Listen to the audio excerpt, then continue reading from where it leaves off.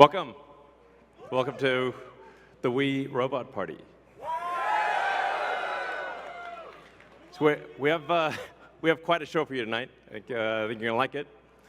As you can see, I just arrived in the Robotaxi, the cyber cab. And there's 20 more where that came from.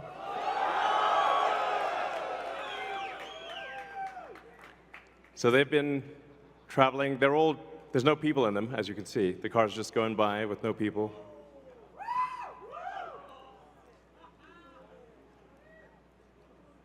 And we have 50 fully autonomous cars here tonight.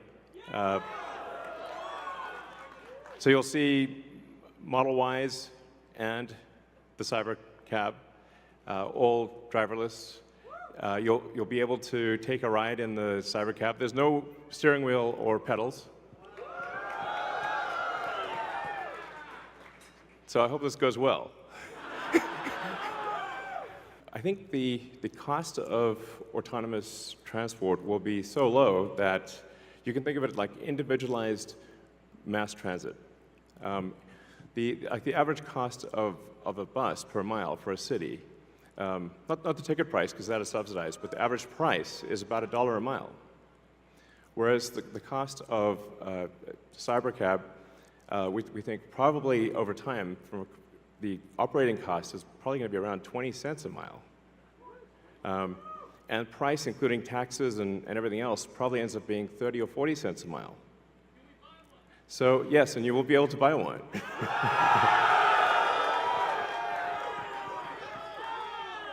Yes, exactly.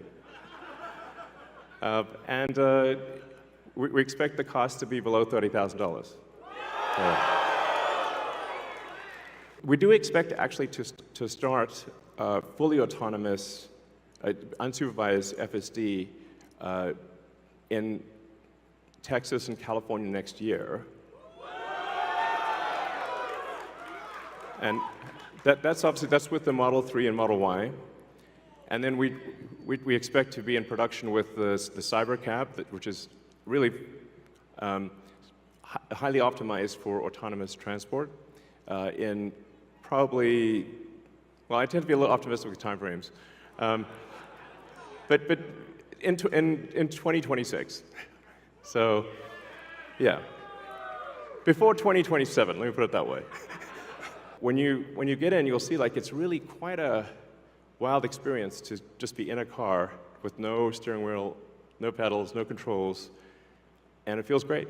Something we're also doing is, and it's really high time we did this, is inductive charging. So the Robotaxi has no plug. It just goes over the inductive charger and charges.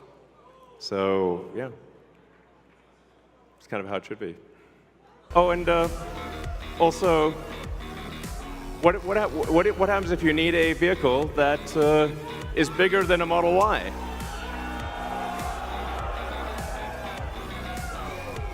The Robovan. The Robovan is, we're going to make this, and it's going to look like that. Now, can you imagine going down the streets and you see this coming towards you? That'd be sick.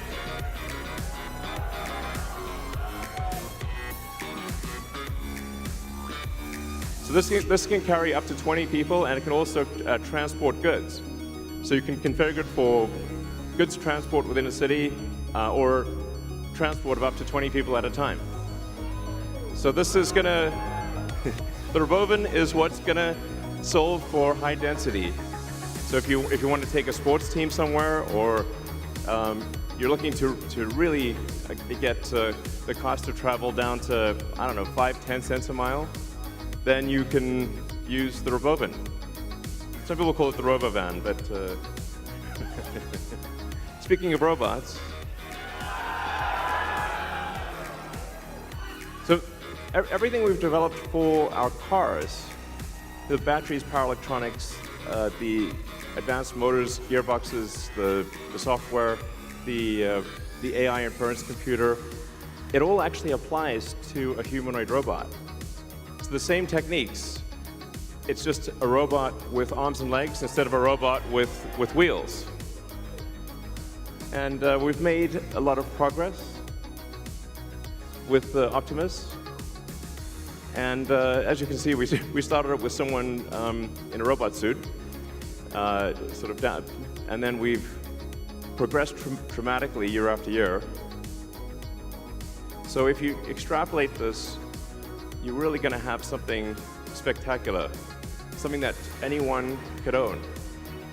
So you could have your own personal R2-D2 C3PO. And I think at scale, this would cost something like, I don't know, $20,000, $30,000. Probably less than a car, is my prediction, long term. Now, it'll take us a minute to get to the long term, but fundamentally, at scale, the Optimus robot, you should be able to buy an Optimus robot for, I think, probably $20,000 to $30,000 long term. So, and what can it do? It'll basically do anything you want. So it can be a teacher, babysit your kids. It can walk your dog, mow your lawn, get the groceries, just be your friend, serve drinks. Whatever you can think of, it will do. And yeah, it's going to be awesome. I think this will be the biggest product ever of any kind.